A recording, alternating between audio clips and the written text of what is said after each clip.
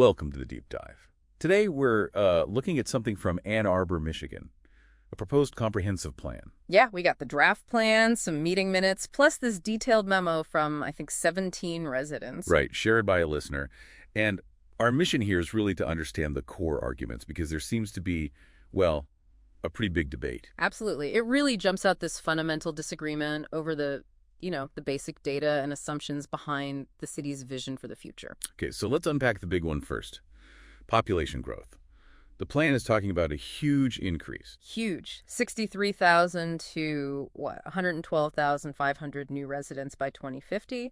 That would push the total population way up, like 186,000 to maybe 236,000. And the residents' memo points out pretty strongly that the plan, well, it doesn't say how they got those numbers. No methodology, no data sources disclosed. Which is, a bit unusual for this kind of planning document. Makes you wonder. And then you compare it to SEMCOG, that's the Southeastern Michigan Council of Government. The Regional Planning Agency. Right. Yeah, and the projection for Ann Arbor is much more modest, around 135,800 total residents by 2050. That's only like a 9.6% increase from 2020. Okay, so the city's plan projects massive growth. SEMCOG projects slow growth. And get this, SEMCOG's current data actually shows a small population decline in Ann Arbor recently. The decline, really? Yeah, 1.5% down between 2020 and mid-2024. And the 2023 census estimate showed a 3.6% drop over 3 years.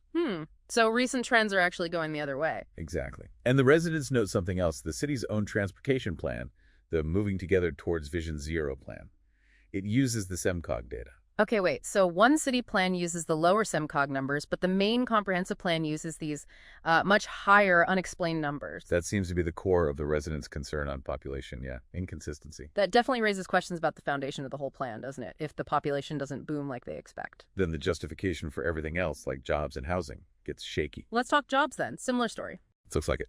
The plan sees 30,000 to 50,000 new jobs by 2050. Again, residents say there's no clear economic strategy laid out for how that happens. And SEMCOG? More conservative, about 18,700 new jobs. And, like with population, recent data shows a tiny decrease in non-farm jobs in the area.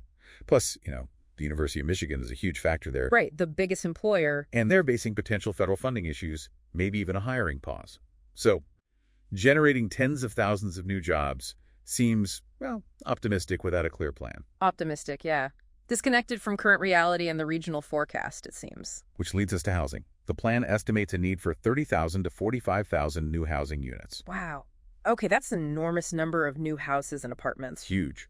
And again, compared to SEMCOG, they project a need for about 4,700 new households by 2050. Households, not units, but still, the scale difference is massive. So orders of magnitude different. And residents also mentioned issues with how the plan counts existing housing. Yeah, they argue it undercounts housing already in the development pipeline and doesn't fully factor in housing the university might build itself. So the housing target might be inflated even beyond the population discrepancy. It seems that's the argument. And all this growth, population, jobs, housing needs, infrastructure, roads, water, sewers, schools. Which costs a fortune.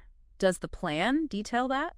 According to the memo, no. Not in detail. No real analysis of cost or, crucially, how to pay for it. Oh. Residents did their own rough estimate, suggesting maybe $81,000 to $113,000 in new infrastructure per new housing unit. Okay, multiply that by 30,000 or 45,000 units. You get a potential funding gap somewhere between like $2.4 billion and $5 billion by 2050. Billion with a B. That's a major hole. Without a funding plan, how is that feasible? Good question. The plan apparently mentions investments vaguely, but no specifics. Let's shift to affordability. The plan seems to bet on more supply equals lower prices. The standard market rate argument, yeah. But residents push back. They cite research suggesting income growth matters more for prices than just supply, especially in desirable areas. And they're worried. Worried about displacement of moderate income folks, maybe due to speculation, rising costs passed on to residents. And they point out the city's way behind on its goals for actual deed-restricted affordable housing. So the plan might not deliver affordability and could even make things worse for some. That's a serious concern. Definitely. Residents also flagged inconsistencies with other city goals, like, will all this growth in construction clash with climate goals, A20, because of emissions and traffic? Embodied carbon in construction, more cars. Yeah.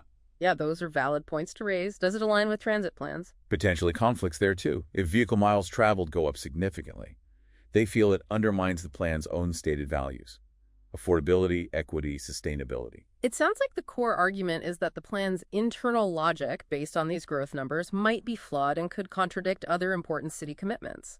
And they also raise points about, like, legal stuff meeting the Michigan Planning Enabling Act requirements for housing options, and whether the whole process followed best practices like APA guidelines. Planning standards and legal compliance are critical. And community engagement, how did that go? Residents felt it was minimal, kind of lacking transparency, especially on big things like potential zoning changes. Surveys were questioned too. Many felt unaware. That's often a flashpoint in these processes if people feel the plan is happening to them, not with them. Yeah.